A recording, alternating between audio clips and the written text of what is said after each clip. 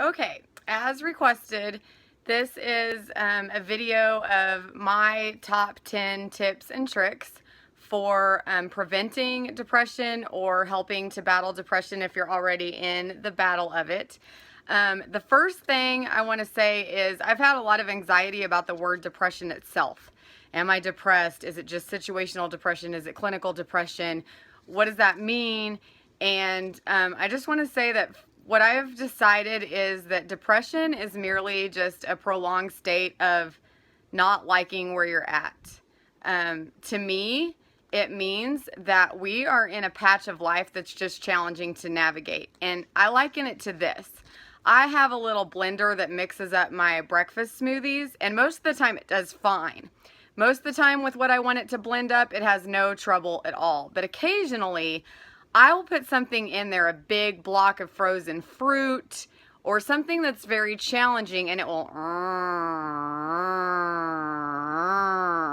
and won't really operate at its best until it's into smaller pieces. I would say that's what's happening to us with depression. We've got something that's hard enough to process that we're having to process it in smaller pieces, and it's slowed us down and slowed our productivity down. It doesn't mean that we're not going to blend up that smoothie. It just means it's not going to go as smooth as it usually does. So these are my top 10 tricks.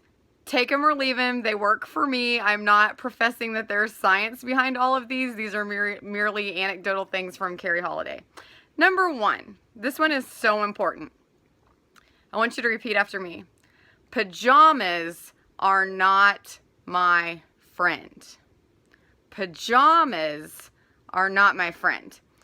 We want to think about pajamas the way that a lot of people think about one-night stands, okay? When the sun comes up, we want to get away from those pajamas as fast as we possibly can. They were a good idea last night, but now that the sun's out, not so much. So daytime is pajamas don't stay time.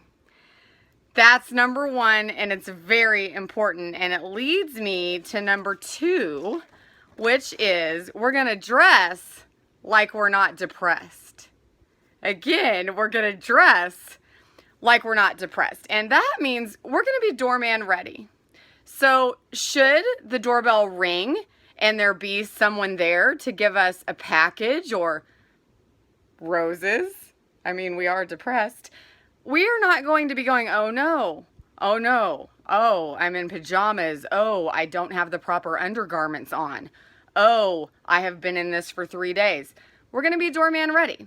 It doesn't have to be complicated, and it doesn't have to be terribly attractive, but it's going to be clean. It's going to be matching. It can be comfortable, and we can keep it simple because we are battling depression. But we're going to get doorman ready, and we're going to do something with our hair and something with our face. And whatever that thing is depends on you and your culture. It doesn't matter what you do, but a little bit of tinted moisturizer, a little bit of makeup can go a long way in boosting our mood and the way we feel about ourselves and helping us in this battle. Me and my tribe call makeup war paint. And sometimes I look the best because I know I'm getting ready to go through something that is indicative of the worst. So we take that very seriously and we believe in it. And we're going to do something with our hair. We're going to run a comb through it, smooth it back with a headband, a ponytail, and it doesn't have to be complicated because we're having trouble with energy and motivation, and that's fine.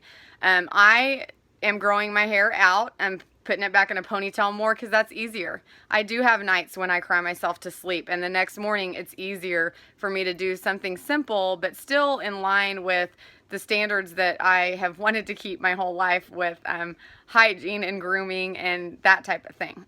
So doorman ready, something with our hair, something with our face. Number 3 is we're going to exercise to stay alive. For the first time in our life, we're going to exercise daily, but we don't really care about calories. We're not really training for a marathon. What we are trying to do is we're trying to battle and ward off depression, because we don't want to go there. It's hard once you go far down that path to get back. So we're going to exercise 20 minutes a day. It doesn't matter if we dance, walk, run, if we do a tape. And it's fine. When I first started doing this, I did it so half-heartedly and thought, I'm not getting anything out of this. I'm just going through the motions. I wasn't even sweaty at the end. But the point is that I did it. Exercise chemically does so much for us. It releases endorphins. It boosts our energy. It helps us sleep better. It gives us more energy for the rest of the day and is so vitally important if you're battling depression or at high risk for depression. Number 4 is we need the sun to get it done. We need the sun to get it done. We need sunshine. Go outside, try to get at least 20 minutes of sunshine. This has to do with my next one, which is vitamin D is what we need. That is just a basic, easy thing that we can do, even though we're depressed and we're having trouble doing stuff, is take a vitamin D supplement every day and get out in the sun and help boost that. Think of vitamin D as the depression vitamin to help you. There's a ton of research that supports that, and it's something really easy to do. Number 6 is truth, that we want to be grounded and surrounded in truth. Chances are when we're depressed, we are dealing with something that's really hard to process. More often than not, we have the wrong idea about who we are or about God or the situation that we're in. We've gotten the wrong messages about our self-worth and about our situation, and we have got to get truth. For me, that is from the Bible. I am a born-again, fully devoted follower of Christ, and the Bible is full of hope, promise, inspiration, passion, promises over my life. It tells me who I am. It tells me the good Father that's taking care of me. And when I was really in the throes of fighting this off, and I still am, but I had what I call the spiritual ICU all the time. I had 3 devotionals, a Bible, a book about loss and what God does through it, and I had a constant diet of truth. And if I was struggling, I would call someone and say, I feel like I am forsaken. I feel lonely. And I would have people give me truth. That's not true, Carrie. You are not forsaken. He will never forsake you. He delights in you. He loves you. He has a plan for you to prosper you and plans to give you hope and a future. And that truth becomes your reality. It's so important to be grounded and surrounded in truth. Number 7 is to decrease. This happened really naturally for me because of the devastation of what we were facing, but decreasing my responsibilities and commitments. I've stepped back from some ministry that I've been involved in for a really long time because I'm not in a state that I can do it right now, and that's okay. I need to take care of the basics and take care of me. And I have a drastic decrease in TV and some aspects of social media. My social media was really positive and God-based before, so I get a lot of boosts off there. But I don't need a steady diet of everything that's on there. And TV especially has a lot of triggers and a lot of negativity, and I can use that time to really nurture my soul with an activity that's very filling and restful for me.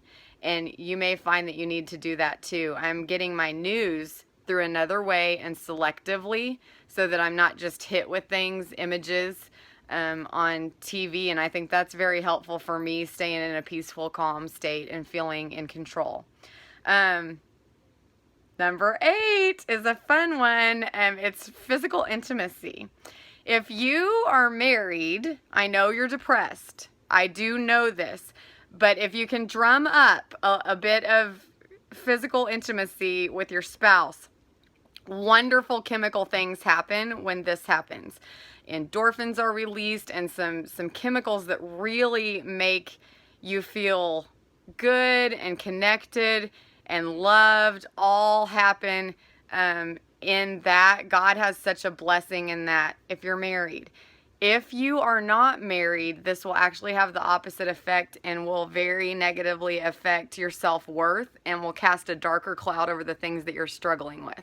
So if you're married, make every effort and ask God to help you sex it up a little bit. And if you're not married, disregard this. It'll have the opposite effect on you. Number 9 is music. I intentionally have songs that really help me stay centered in the truth and help pick up my spirit.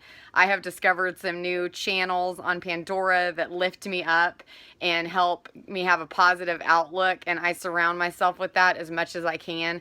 I'm so blessed to have been able to stay a worship leader through this, and that Wednesday night praise practice when I am praising God in that close intimacy of just our worship team is a huge blessing to me. So I can't say enough about how God wires us for music and helps minister to our spirits through music. And number 10 sounds crazy, but oh, it works for me. I'm calling it reprogramming our thinking, but it's basically this. Ask yourself, what does a healthy, non-depressed person do? And do that. So many times with depression, we don't know what the next thing is that we should do. And if we'll just think to ourselves, okay, what does a healthy person do to start their day? Well, they get up, they exercise, they eat breakfast, they get ready. I'm going to do those things. And maybe even make a list if you're in the beginning and just baby step down the list so that when you're in that fog of, I don't even know what to do, you can just do the next thing on the list. Because your body will go through motions if you tell it which motions to go through, even in this kind of saddened, depressed state. And I have done that a lot. What would a happy person do right now? What would a healthy person do? I'm going to do that. And I'm going to keep doing that. A lot of people have asked me, it seems crazy that you can never stay in your pajamas and never cry in your bed all day. And I agree. I think you can do those things. But I think you need to be intentional about them. So if you want to say to yourself, you know what, on Saturday, I'm going to really allow myself to grieve. I'm not going to put any pressure on myself to get ready. And I'm going to spend all day resting and processing whatever emotions I want to process. I think you can totally do that. I would like to not do that. The Tuesday that I'm planning to be at a meeting at work at 9 o'clock is not the day to do that. So it's not that you can't do it at all. But if you're not intentional about it, then something else really has you under attack and up against the wall. And my battle plan is about staying in the fight and kind of being in control of that, and instead of letting the situation control me. So those are my top 10. That's what I ask God to help me do. And it's of the utmost importance right now. There is, for me to get through this and be totally healed and restored, for me to be an awesome wife and a great mother, for me to be used as an instrument for whatever God wants me to do. I cannot be down in a pit of depression for months and months that turn into years and years. I got to battle up, baby. And so do you if you're in a similar battle. So battle up. Love y'all.